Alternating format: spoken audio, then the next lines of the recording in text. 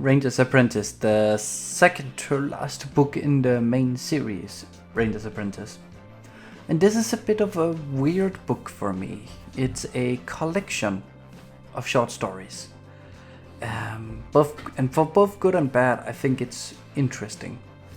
I think what's good about it is we get some more world building stuff. We get a lot of smaller moments. What's sad about it is nearly all of them follow Will's perspective. Now let's talk about them. I guess the framing here is based on Horace because of his wedding. That's like the most important part, and with the Ranger's axe knife. I guess it's a reference to both Will and Horace, as those being the two most important characters we have. So also epic 3D map. But where's the world map? Where is my world map? We do not have a world map. When you think about this, takes place in more places than the Redmond Thief.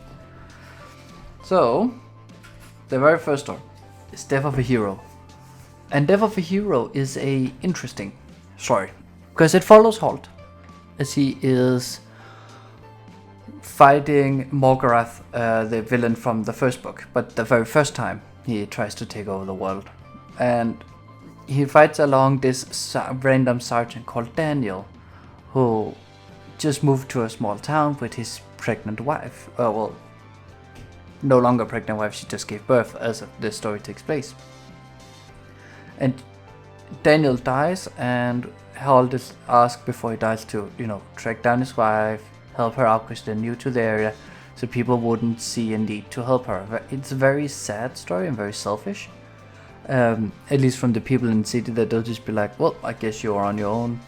Time for you to become almost a, what can you call it, a slave to the village. And of course, this is the story of Will and his parents. Well, mainly the story of his parents and how Holt knew of them, and how Holt then promised Daniel and his wife to keep tabs on Will and protect him. And it also explains how Will got to the orphanage at Redmond Keep. It's a really sweet story, it's a really sad story. I enjoyed that a lot. And the very first time I read this book, and also here the second time, I was like, this is what I need. This short little story here is what this entire book should be. It should just be expanding on what we already know, but not necessarily making Will our point of view character. He doesn't even have to be part of the story. So really great. Already super strong start. Moving on. The Inkwell and the Dagger. So there's an author's note to them that I've had many emails from fans over this asking what happened to Gillen when Holt and Horace went to Gallagher to rescue Will in the Icebound Land. Here's the answer. So this one's again a non-Will centric story, and it's about Gillen trying to solve a petty crime against a noble or a baron who, I don't know how to explain. I'm gonna try trying it. So Gillen's tasked with figuring out who this bandit leader is, where he is, and stop him because he steals a lot of money from a baron who's trying to send it to the king as taxes. And then it's a short story mystery, and it's what Ranger's Apprentice franchise and John Flanagan does really well, because it is just a little mystery novel thing going on. Like, you follow Gillen as he unravels the tracks, figuring out what is going on, solve the mystery. It's not a complex mystery, it's not a complex story, it is for children after all, but it's really great.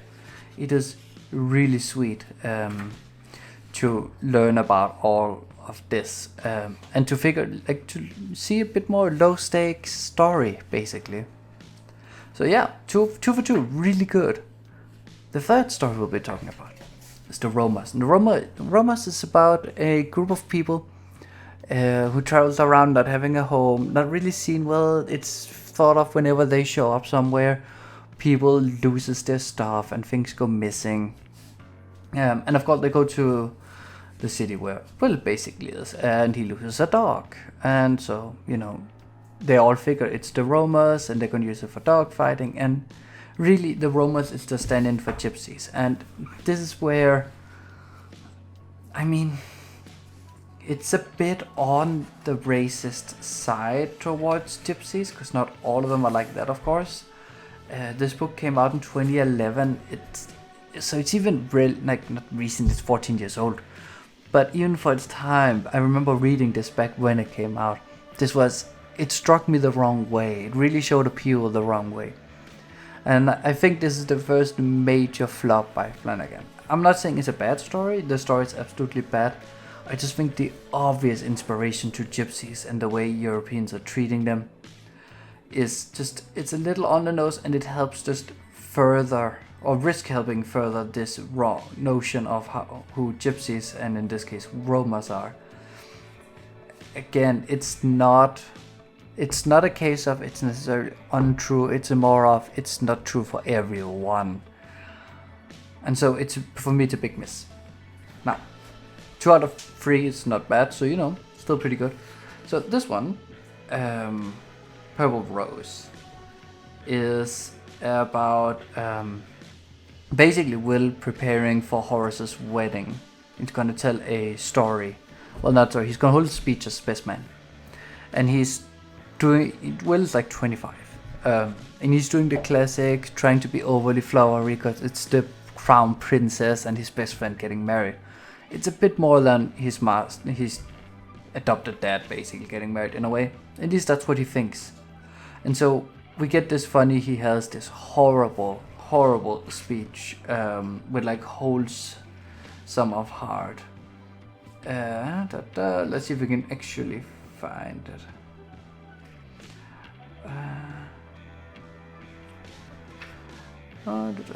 Yeah, it is with greatest fulsomeness of heart. And that is like, it's really cringy. And of course Holt is, doing a lot of heavy lifting here with the humor, and in a way showing us that it is very silly trying to do that, because the idea behind that is Will trying to say he's very, very happy for this wedding to take place, and Holt is like, just say that. And of course, as the story goes on, they have to go on stop some bandits, and Will loses the speech because he has to throw in stuff.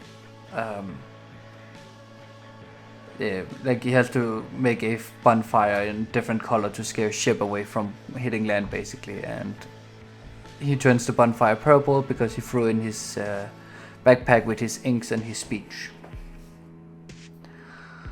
It's a decent story. I think Holt is a little too mean about it. I know what Flanagan is trying to go for, but I think it's just taking it a bit too far in my opinion.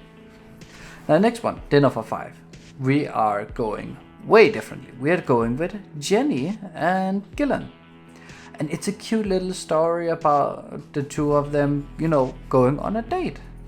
And it's also very, very short. It is one of the shortest books in the book, or stories in the book.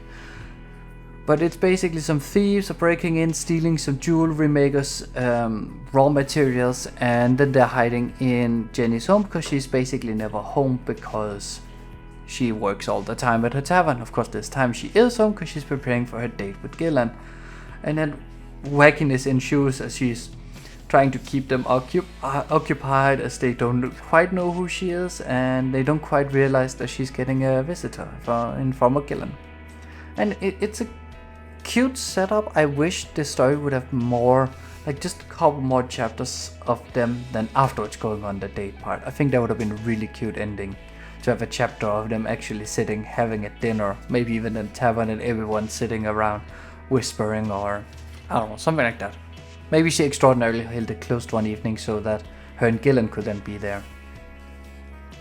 Now, so I think it's a good story. I think it could have gone better. I think I would have liked a chapter more just concluding their actual date. But overall, I think it's perfectly good. It's perfectly serviceable. It adds a bit of character to Jenny. It adds more to Gillen. Again, these characters we don't really hear much about. It's great seeing them get more. Now, Bridal Dance, the next one here, is the story of basically Horace's wedding, and it's again a mystery story because Will is certain that that someone is trying to interrupt the wedding because the king and the crown prince is going to be there and all that. And so of course no one believes him because he doesn't have any actual proof except for one man who committed suicide. And so the entire story is Will trying to unravel and figure out the motive and who's behind it, and he's pretty much struck it from the beginning that it must be the Javanese assassins that we seen earlier in the series, the crossbow people. But he doesn't know how they're gonna do it or can't prove it. And it ends up him proving it, and it's a really good book. Again, it's kind of like the Gillen one. I call it book good story. It's kind of like the Gillen story. It gets us into the head of how the Rangers work, and it's an overall fun time. And then of course, yeah, it ends up really sweetly with Alice going, Alice, he began, but she inclined her head in warning and laid a finger on his lips to silence him. This makes 2 weddings where our dance has been interrupted, she said. At Holt's you had to go racing off, and at this one you nearly didn't make it back in time. She paused to let the message sink in, then finished. You better be there at ours. And let me tell you, I was giggling. I was so giggling when I read that. That was funny. That's cute. Now, so that was a really, really good story. It's, again, I love we got some more slow paced, more like methodic work and less action. Now, the Hibernian, we have this one, author's note. I'm often asked who Holt's mentor and how and where he served his apprenticeship. This story provides the answer to those questions. It's set in a time shortly after Holt's departure from his family home at Dunkilty in Hibernia. And yeah, as the note says, this is we will follow Holt and learn, basically what happened to him. And it's a cute story. It puts some more character on Holt, and it puts a lot of characters on Crowley. And Crowley at this point, of course, just an ordinary ranger, just finished his apprenticeship, and Data's going to be the commander and leader of them. So it really puts in how they learned it, met each other, how they found out they had the same idea, same teacher and all that. So it was a fine little story. It was a bit also on the forgettable side. I feel like Crowley was a little I would say underpowered, but that sounds like superpowers. A little too easily overrumpled by bandits, but I think it was fine. We also got to see Morgorath before he technically turned evil, and how like King Duncan were doing badly, like how all of that happened. So, all not pretty good. So, it was a fine story. This one here, the second to last, which is The Wolf, is the one I remember the most when I think back to the first time I read this in 2011. And that's because the entire story behind The Wolf is, of course, well, not of course, but is how long does a horse live? At the end of the story, we have Flanagan going. The preceding story came about after I received an email query from Laurie, a New Zealand reader. She pointed out that the practical working life for ranger horses couldn't be much more than 16 or 17 years, and wanted to know what happened after that period. I couldn't bear the thought of Will without Tuck, so I devised an ingenious breeding program mentioned here. And as of course, Tuck is getting old, very old. Tuck is 16 years old, like working as a ranger horse, and gets injured by a wolf because he's getting old and less nimble. And it's a really, really sad story. A lot of sad, like just Will having to come to terms with him not having Tuck. Of course, Will is 25, but this is the first time something like that has happened. Tuck has been there from the beginning. But also, I'm 28. I would probably be bawling my eyes out if I was forced in that situation. And yeah, just the entire emotional aspect. This one little like novella story thing is why I remember this book fondly. This one, it is So good. And now, it's about time. A little, tiniest, the shortest, absolute shortest story in the book. Barely more than 10 pages. Will's Wedding. And I think it's a sweet way to end. Because I think you can say this, even though there is technically one more book, which is Royal Ranger. But Royal Ranger is kind of also the start of the next series, which is book 12. I feel like this is probably canonically more or less the end of the actual Ranger's Apprentice, and Royal Ranger could be more seen as either 0.5 of the Royal Ranger series, or of course book 12 in Ranger's Apprentice. So I think ending the series with the wedding of Will and Alice was perfect, and then anything after this, they're basically just proper adults now. So, and that's weird to think about. Now, is this book worth it? It's book 11. If you read this far, then yes, you're gonna be reading this one. It's definitely not my top favorite in the series. Far from. If it wasn't for the wolf, I would say it is borderlining forgettable. But the wolf really carries its weight here. The wolf itself is like S tier good. It is such a good story in this universe. The rest of this one's probably like B, a high C tier book. It is far from my favorite, but it is passable. Anyways, that is, that's all for my review of this book. If you liked it, leave a like and a comment, and if you want more, subscribe. And I'll see you all for the next book. I don't quite know which one that's gonna be, but you will see. Goodbye.